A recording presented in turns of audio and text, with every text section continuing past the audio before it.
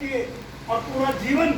हम लोगों के ऊपर निछावर कर दिया, तो हम लोगों को भी फर्ज बनता है उनकी आइडियोलॉजी को बढ़ाएं, हम उनका मान सम्मान करें, उनकी जन्म जयंती पर हम धूमधाम से हम लोगों को बड़े अच्छे ढंग से कार्यक्रम करना चाहिए। और ये हमारे ही हित की बात है, क्योंकि अगर हम भारतीय संविधान जो परम पूज्य बोधिसत्व बाबा साहब ने 2 साल 11 महीने 18 दिन में रात दिन नहीं करके लिखा था, अगर हम लोग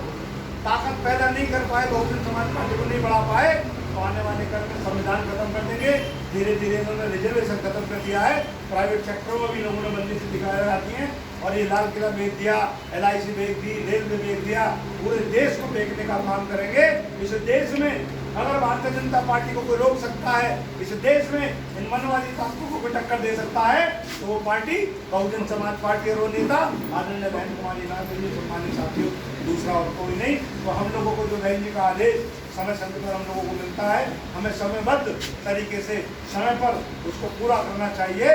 और बहन जी के आदेशों को मानकर उनको पूरा करना चाहिए। और जो भी आदेश बहन जी द्वारा,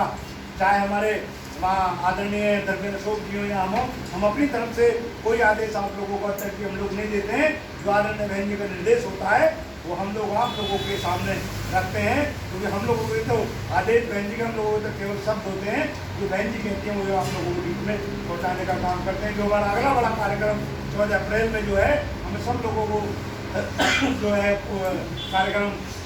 बाबा साहब की जन्म जयंती का, अपने भगवान का हमें जन्म जयंती का कार्यक्रम सम्मानित साथियों बड़े धूमधाम से बनाने का काम करना है। सम्मानित साथियों, परम पूज्य बोधिसत्व बाबा साहब आज हमारे बीच में नहीं है, लेकिन उन्होंने पूरी लड़ाई लड़ने का काम किया और समय समय पर कांग्रेस पार्टी के लोगों ने, तमाम मनुवादी सामंतवादी पार्टियों ने परम पूज्य बोधिसत्व बाबा के राह में रोड़े अटकाने का काम किया। सम्मानित साथियों, मैं नाम तो नहीं देना चाहूँगा, एक हमारे ही शूद्र समाज से ताल्लुक रखने वाले लोग, भले ही वो बाबा साहब से राजनीतिक रूप से उनका दर्शन बढ़ाओ, भले ही वो प्रधानमंत्री रहे हों, खेल कर रहे हों, चाहे वो डिफेंस मिनिस्टर रहे हों, परम पूज्य बोधिसत्व बाबा साहब भले ही कानून मंत्री रहे, लेकिन उन लोगों को बाबा साहब ने,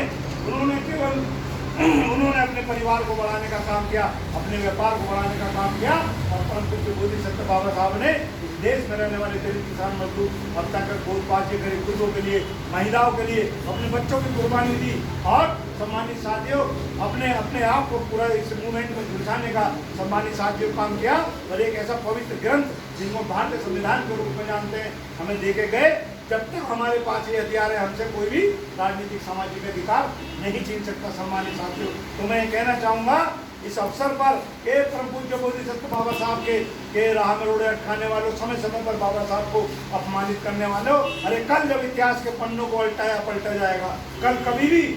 इतिहास को पन्ने को उल्टाया पलटा जाएगा, तुम्हारा नाम तो जाने अनजाने में आएगा। जब तक सूरज चांद रहेगा बाबा साहब का नाम रहेगा साथियों, जब तक सूरज चांद रहेगा बाबा साहब का।